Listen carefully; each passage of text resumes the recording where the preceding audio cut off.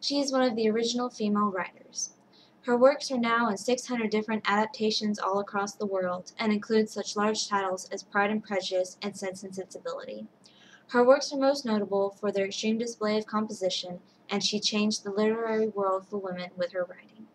On several occasions in my different novelists, she was ranked with Shakespeare, and this woman is Jane Austen. I'm Rebecca Etheridge, and I'm a member of the Jane Austen Society, and I'm a very enthusiastic fan of this lovely woman's work. I was given the amazing reward of introducing her because of my love for the art of composition and my dedication to following her life and work. She has inspired me to not conform to the social norms, and after reading her novels in my early teens, I soon became a writer myself. She was born on December 16, 1775, into a family of 6 brothers and 1 sister. Her early childhood was anything but ordinary.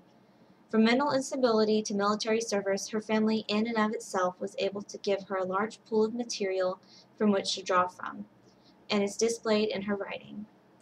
Austen gained her knowledge of sea life through her brother Frank, and at the age of 14 she wrote her first novel, Love and Friendship. She first fell in love with a man named Tom Lefroy. He was later encouraged not to marry her because her financial status was below his own. Later, she fell in love with a young clergyman who died shortly before being able to propose.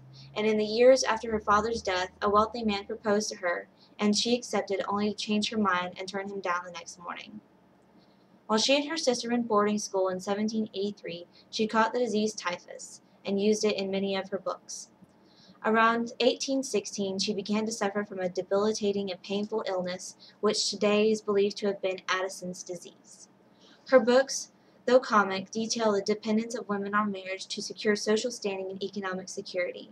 Most of her books weren't published, and she did not receive most of her fame and recognition until after her death.